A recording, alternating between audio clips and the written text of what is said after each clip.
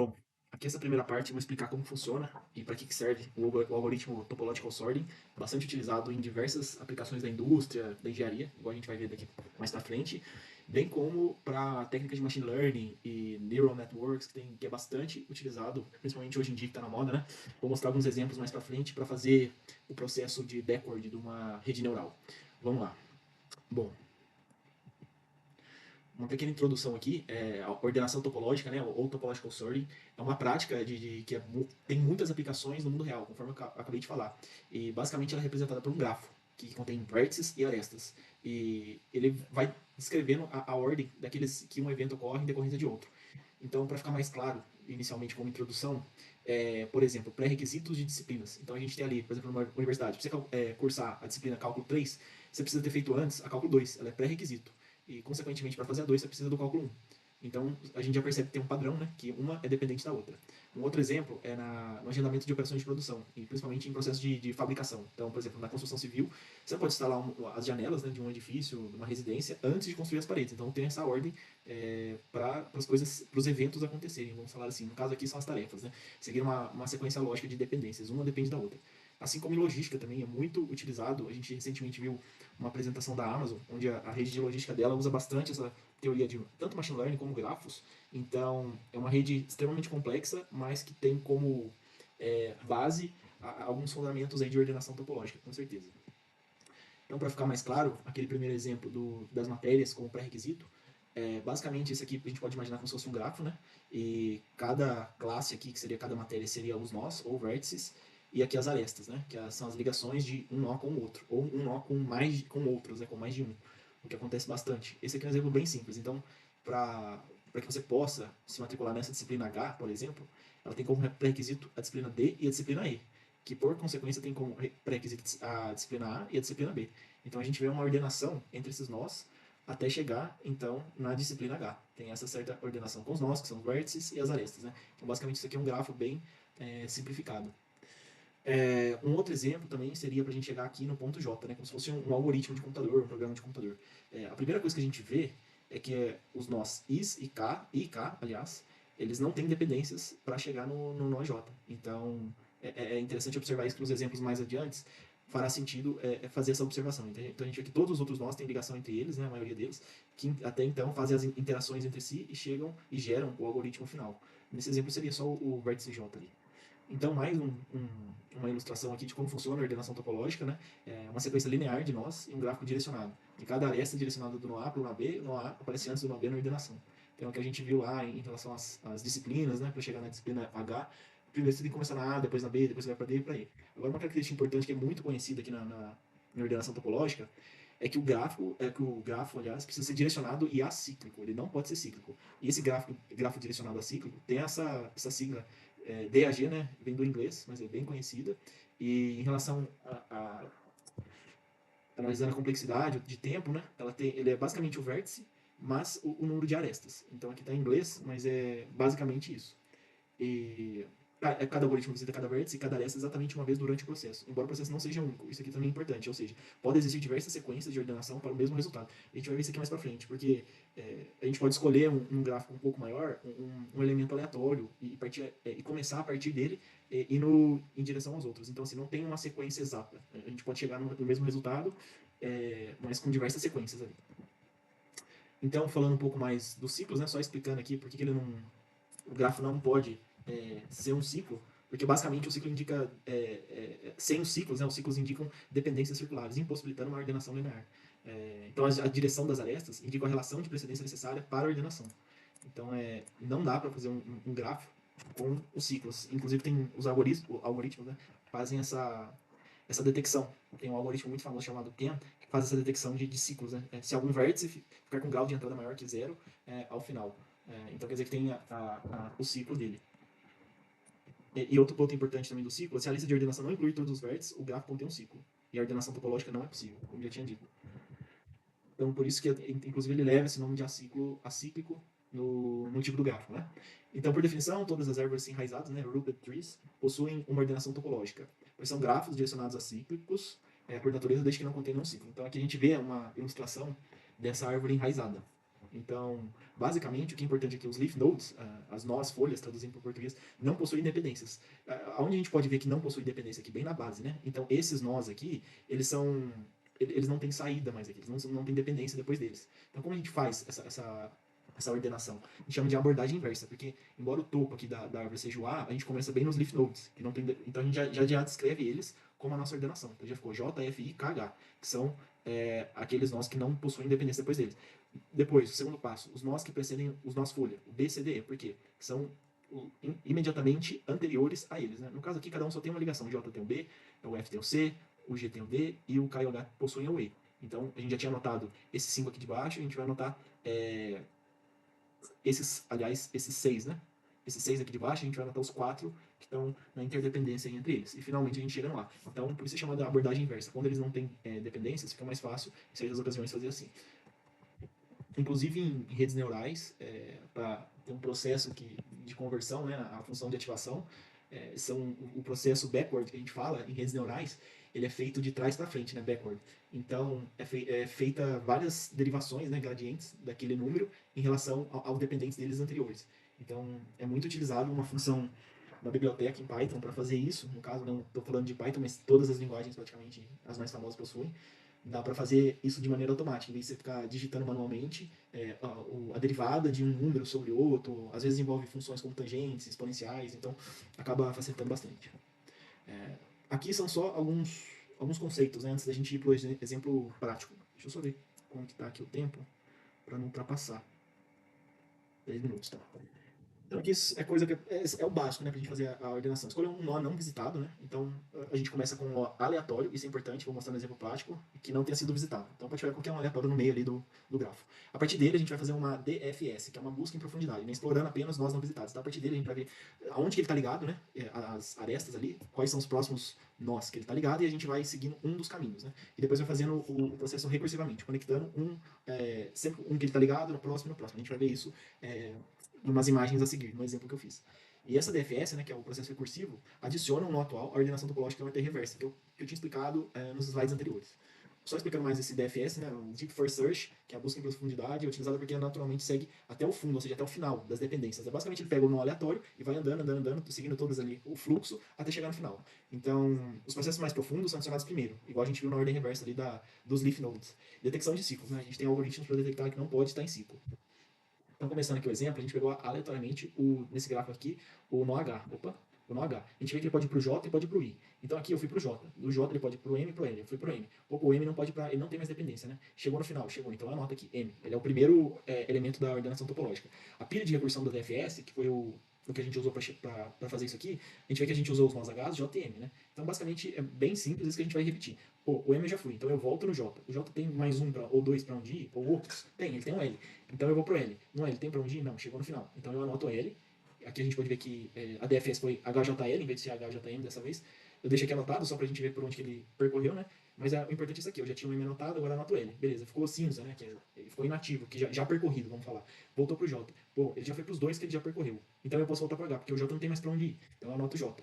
Consequentemente, o H só tem mais para um lugar para ir, pro I, porque ele só tem aqui o J e o I.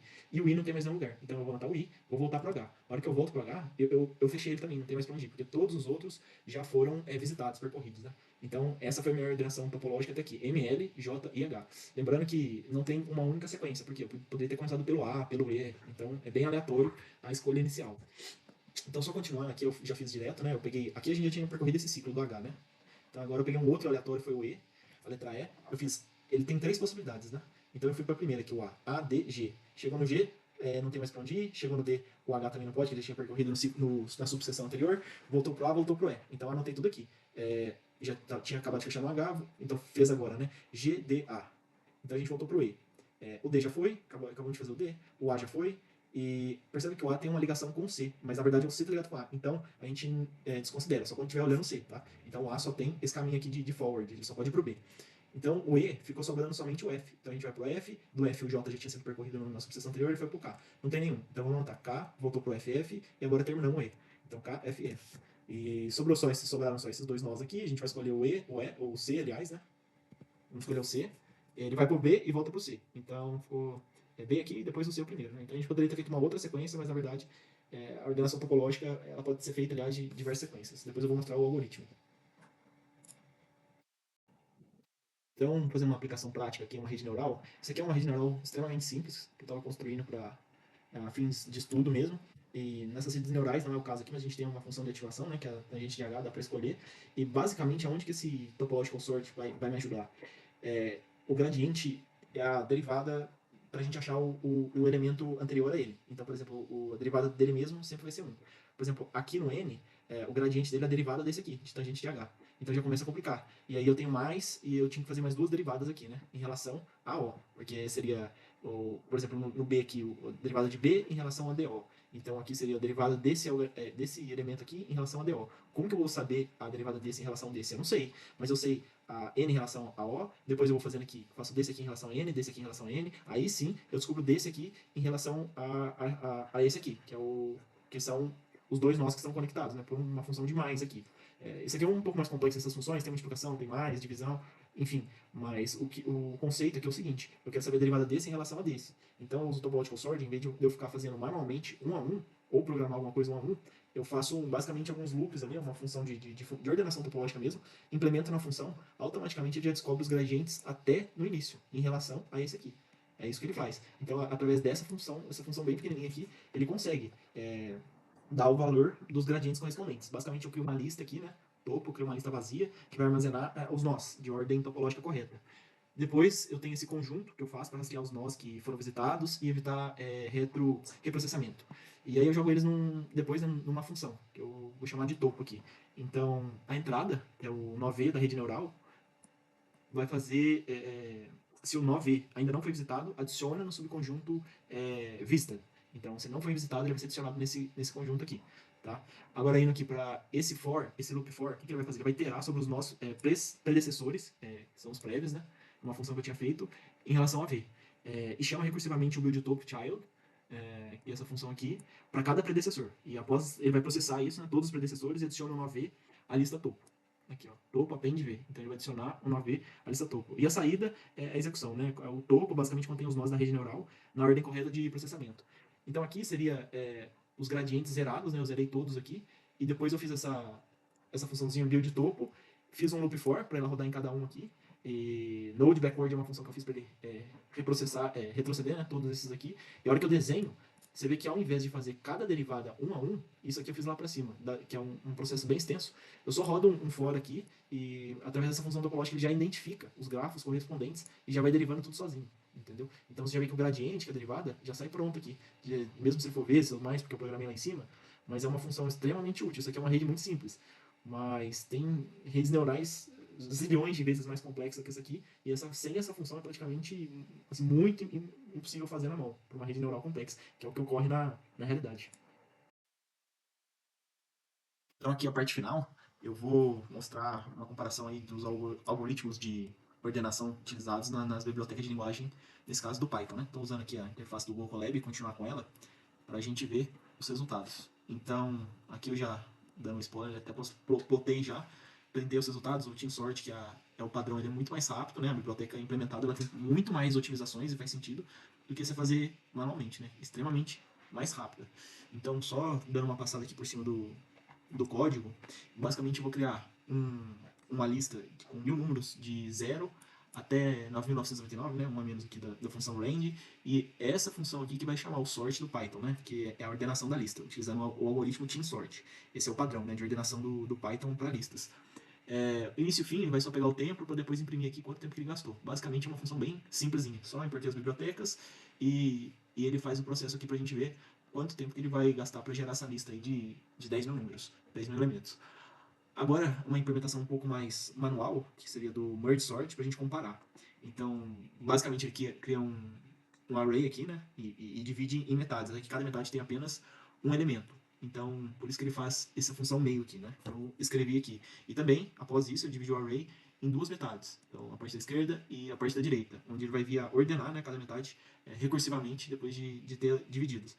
Após isso, ele vai fazer uma série de interações aqui para percorrer, né, todas as variáveis e vai combinar as metades ordenadas. Então ele vai adicionar cada elemento restante na parte da esquerda e na parte da direita. Então ele faz com as duas partes.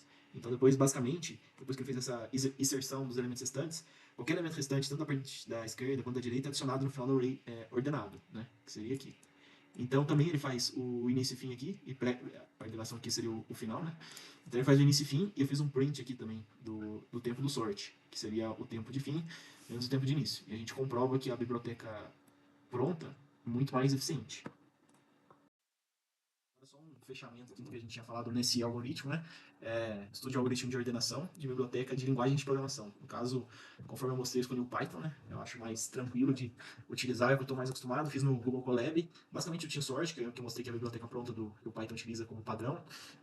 Ele é uma mescla do merge sort e insertion sort. E a complexidade dele, no melhor caso, é odd n, e no pior caso, n log de n.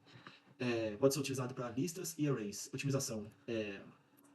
Divisão da matriz em pequenos segmentos que são ordenados usando insertion sort e depois combinados no merge sort. Então tem essa sequência, né? É adaptativa, onde otimiza o desempenho para sequências que já estão parcialmente ordenadas.